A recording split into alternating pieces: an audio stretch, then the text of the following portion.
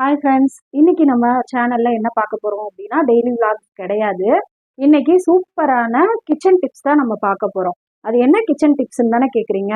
இப்போ நம்ம சிங்க் ஏரியால நம்ம பாத்திரம் கழுவுறதுக்கு நம்ம எப்பயுமே ஒரு சில்வர் கூடை வச்சிருப்போம். அந்த கூடையை கழுவி வைக்கிறப்ப அந்த எட்ஜ் ஏரியால டைல்ஸ் ஒட்டாம இருந்தது அப்படின்னா லீக் ஆகி தர ஃபுல்லாமே நாஸ்தி ஆயிரும். அதை நம்ம கால் மிதி போட்டு துடைக்கிற மாதிரி இருக்கும். அதுக்கு தான் உங்களுக்கு நான் சூப்பரான டிப்ஸ் சொல்ல போறேன். வாங்க வீடியோக்குள்ள போய் பார்க்கலாம். வீடியோல சொன்ன மாதிரி இப்போ நம்ம பாத்திரம் கழுவி எல்லார் வீட்லயும் இந்த கம்பி கூட தான் இருக்கும். இல்லைன்னா வால்ல மாட்டி ஒரு கம்பியில வைப்பாங்க. அந்த இதுலேயும் பாத்திரம் கழுவி போட்டோம் அப்படின்னா லீக் ஆகும். ஒரு சில வீட்டில் இந்த மாதிரி டைல்ஸ் தான் இருக்கும். அந்த எட்ஜு ஃபினிஷ் பண்ணாம ஒரு சில பேர் இந்த மாதிரி வைப்பாங்க. இல்லைன்னா அதுக்கு தண்ணி லீக் ஆகுன்றதுக்காண்டி எட்ஜும் இது பண்ணுவாங்க. இந்த மாதிரி டைல்ஸுக்கு நான் எப்படி யூஸ் பண்ணுன்றதை நான் உங்களுக்கு சொல்கிறேன்.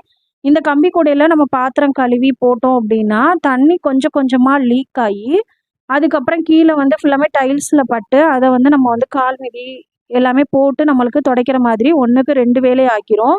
என்னடா இப்படி இருக்கே அப்படின்னு சொல்லிட்டு எங்கள் இதில் பாருங்கள் எப்படி இருக்குன்ட்டு தண்ணி லீக் ஆகி கீழே ஃபுல்லாமே ஸ்வெட்டிங் வைக்க ஆரம்பிச்சிருச்சு. அப்போ தான் எனக்கு தோணுன விஷயம், நம்ம வாலில் வச்சுருக்கிறதுனாலுமே இப்படி தான் லீக் ஆகும் இந்த டைல்ஸுக்கு.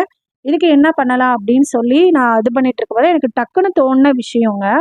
அதை நான் உங்களுக்கு யூஸ்ஃபுல்லாக இருக்குன்றதை நான் சொல்கிறேன். ஃபஸ்ட்டு இதை க்ளீன் பண்ணிக்கிடுவோம். இது அது என்ன பொருள் அப்படின்னா வீட்டில் குழந்தைங்க இருந்தாங்க அப்படின்னா அந்த பொருள் கண்டிப்பாக இங்கேயும் யூஸ் ஆகும்.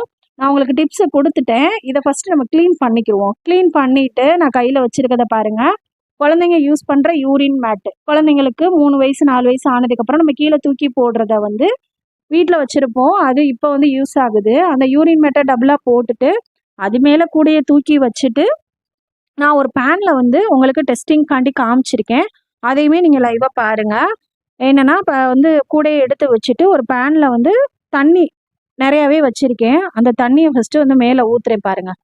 ஊற்றின உடனே கீழே ஒரு கூட ஸ்வெட்டிங் வராது, உங்களுக்கு கீழே லீக்கும் ஆகாது. தண்ணி அதிலே அப்சர்வ் ஆகிக்கிறோம்.